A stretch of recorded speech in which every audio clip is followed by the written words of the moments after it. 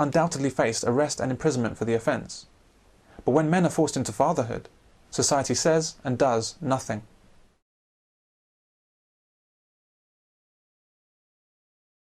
What I see for coming to me for contraceptive advice is exclusively women. They have to undergo taking drugs or having horrible coils and things put in them or implants under the skin. I think they've had a bad deal from the medical profession regarding that. Men seem to come better with that from that point of view. There is a very strong underlying idea that women should suffer more, and I use the word advisedly, in the service of preventing pregnancy than men. Controlling fertility is not a burden. It's not suffering, and it's not by any measure a punishment. Rather, it's the key to absolute freedom and control of one's destiny. Freedom and control that only women have enjoyed for the last 50 years. The male pill would give men reproductive parity with women for the first time in history. It would be a sea change in humanity. So let's say if there was a male pill, would you take it? It's funny you say that, because I would now, yes. And the reason why I was against it before is because I was in a relationship and I was like, well, no one's going to take that, it'd be silly. But yes, I would now, yeah. Definitely. Why would you take it now? What's different now? Because one, I don't like using rubbers, yeah. And two, it's just that satisfaction that, you know, all your sperm, whatever it is that creates the babies, is not going to be shooted up into a woman, is it? So the main thing is to avoid pregnancy. Is it a trust issue between you and women, or is it an issue of you just don't want a pregnancy to happen? It's a bit of both, isn't it? Definitely a bit of both. But I suppose ultimately I don't want the pregnancy. So yeah, I would take it. That'd be quite a cool thing now. How about you? Yeah, no, I definitely would. I mean, God, I've caused 2 abortions in my lifetime. I don't really want to cause any more. And I don't wear condoms. I'm really crap with wearing condoms. I'm not good at it, so definitely would. Men will go nuts for a male pill. They'll treat it like holy water. They'll possibly pray to it every night. They'd no more forget to take it than they'd forget to breathe. It's the passport to a sex life without risk of unwanted fatherhood. It would be the holy grail for every man. So if a male pill was available, you would take it? Absolutely. Do you think that most men would take it? I think so, because it's about freedom. It's the same reason that women take the pill. It frees you from the other party. You don't have to rely on a woman taking the pill. You don't have to, you know, you are in control. And there will never be an unwanted pregnancy. Well, if both you have the ability to take a pill, then I cannot see how unwanted pregnancies could possibly happen. No man could be duped into fatherhood. No man could be controlled and used. No man could be enslaved. Every child that's born would be a wanted child by both parents, not just the mother. Boris Becker had sex with a random woman in a restaurant cupboard. Sometime later, he's reported to have received the following facts from the woman. Becker has since had to give her millions of pounds in child support. What kind of woman is this that would have a child in this way? More to the point, is she even that unusual? And what kind of legal system is it that supports and encourages women like this? Now, we've already calculated that on your salary you can expect to pay about £320 a month. Oh, come on. In no other area is a swindler rewarded with a monthly cash settlement. It's like someone's stolen my TV and they expect me to pay for the licence. Journalist Amy Alkon terms this casual sex into cashflow sex, and millions of women are doing it. And you don't have to be Boris Becker to be vulnerable. If you earn $20,000, that can be enough for some of these women. Thinks we can't afford another baby. Oh, Christ. Well, there's your problem right there. He's thinking. You got to get beyond his mind and get all his blood flowing down to his little fatty down there. And then he will forget everything. You gotta seduce the bastard. And you can't let him make the choice. It's up to you. We can't afford it. Stop thinking about money. The only thing you should be thinking about is all this ass. We can't afford it! A male pill would mean that men would have no more fear and worry about fatherhood when they're not ready for it. There'd be no more concern about wives deciding to have children without discussion with the husband. There'd be no more Boris Becker cupboard children and the like, born to women turning casual sex into cashflow sex.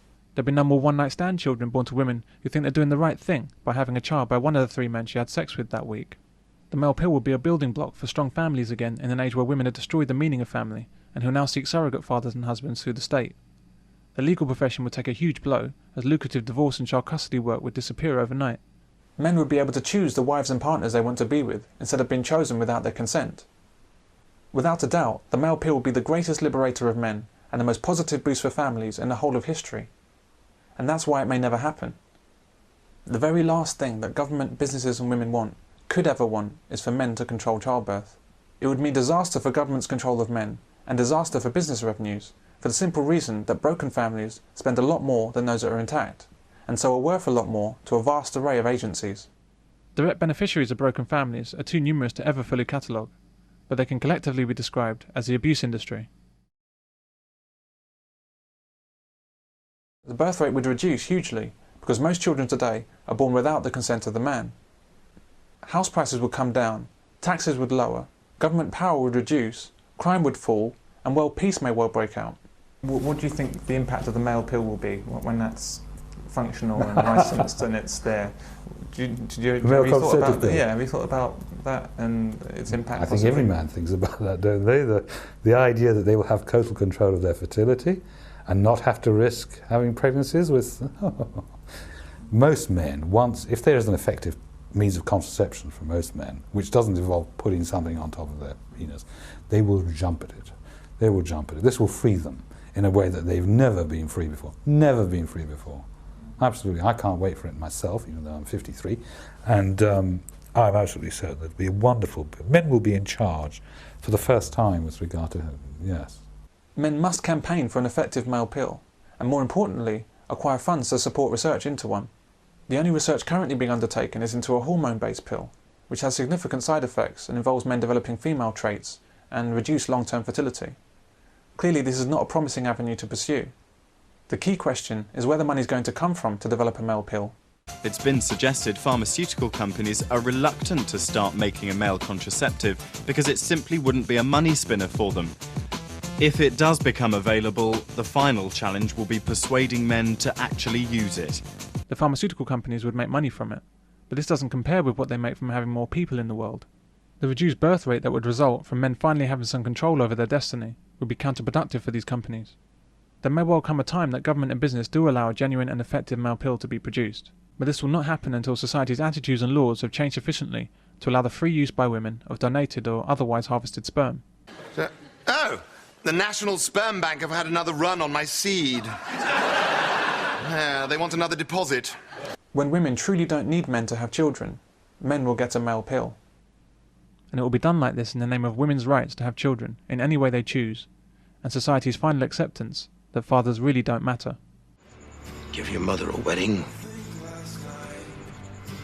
If Arizona wanted to spend the rest of her life with me,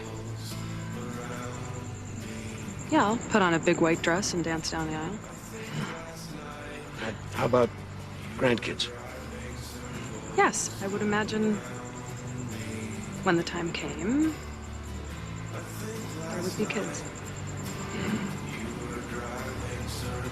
Fathers are quite literally being phased out. We're halfway there already. Once we go the full way, this is not a society that any of us are going to want to live in.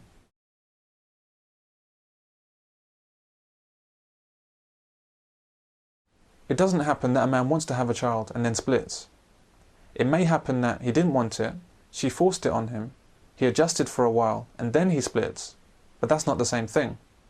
I'd be hugely interested in statistics to show just how many families are together with kids when both parents wanted a child from before conception. I'd expect the percentage to be very high indeed. I would also love to know how many children that are born were planned by the father and how many were forced on him. We can't get this information because no man wants to say this out loud, especially with existing children, and no man wants to admit what sort of creature his wife is.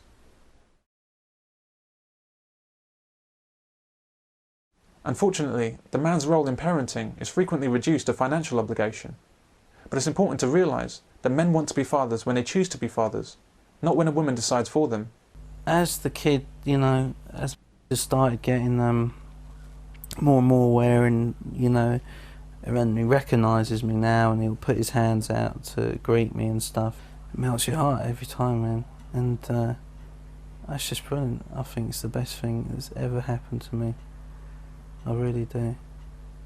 And I would recommend it it's just difficult to explain really, and until you've experienced it. But I love it. I really do. I love it. I love being a dad. Men want to choose when they make their huge and valuable investment in their children's lives. It's precisely because fatherhood is such a huge investment emotionally and financially that he'll walk away rather than invest in the wrong woman and child. Men do not want to be enslaved parents, and they will resist this enslavement